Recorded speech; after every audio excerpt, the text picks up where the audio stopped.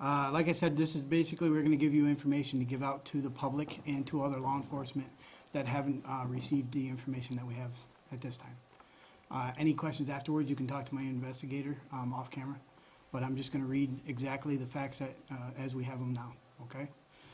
The Village of Bath Police Department is reopening the missing persons case of Barbara Aleksivich, dating back to October 3rd of 1973. At the time of her disappearance, Barbara was 24 years old and was described as a white female with hazel eyes, brown hair, 5'6" and 140 pounds. Barbara was last seen on October 3rd of 1973, leaving the Bath Elks Club at approximately 10:45 p.m. She was reported as wearing a white blouse, blue and white plaid skirt, a green pullover sweater, and brown loafers. The reopening of this case is predominantly stemming from a cold case homicide investigation in Missoula County, Montana. Investigator Taft with the Bath Village Police Department was recently contacted by Susan Lane of the Missoula County Cold Case Unit.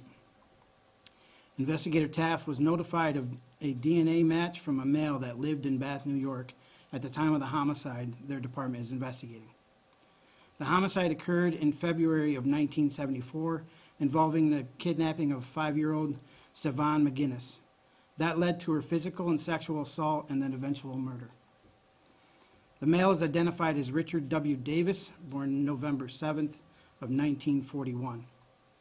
Mr. Davis lived on Mail Route Road in the town of Bath, where he started building his house in 1966.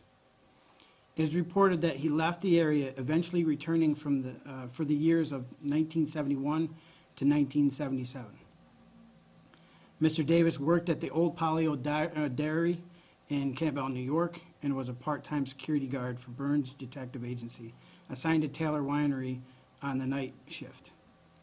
Mr. Davis then moved to Arkansas, where he lived his life and died approximately 8 years ago. In June of 1973, Richard tried coercing an 8-year-old girl into his truck. At the time, the young girl was walking from Hatfield's store here in the village on Gansford Street to East Duben Street in the village. This was investigated by our agency, and Mr. Davis admitted to the incident but would not admit to having any ill intent. In March of 1976, Mr. Davis was arrested in the town of Bath for endangering the welfare of a child, for which he pled guilty and was fined $25. Due to the age of the incidences and the purging of records over the years, it is believed that Mr. Davis was involved with picking up several young teenage runaways for whom he had then taken back to his house. Without the assistance of the FBI's forensic genetic genealogy team in Los Angeles, California, diligently working with new technology and familial DNA, Mr. Davis would never have been tied to the Montana homicide, and in turn named as a suspect in Barbara's case here in the village of Bath. The FBI and Missoula County detectives traveled to Arkansas to conduct detailed interviews with Davis, or with Davis's family, and built a timeline of Davis's travels and whereabouts in the 1974 timeframe. The FBI's Violent Crime Apprehension Program has issued releases on Richard Davis to law enforcement with his timeline and further relevant information to assist other jurisdictions with cold cases that may be attributed to Davis. VIACAP will also release information to all law enforcement on the missing persons of Barbara tomorrow, in hopes that other agencies may have information that will help in that case, or in our case. All VIACAP information is law enforcement sensitive and will not be released to the media. Barbara's familial DNA has been uploaded to VIACAP as of 2012, and any identified bodies or body parts can be cross-referenced to it. Barbara's DNA or dental records are also available through VIACAP. A photograph of Barbara has been included in this press release.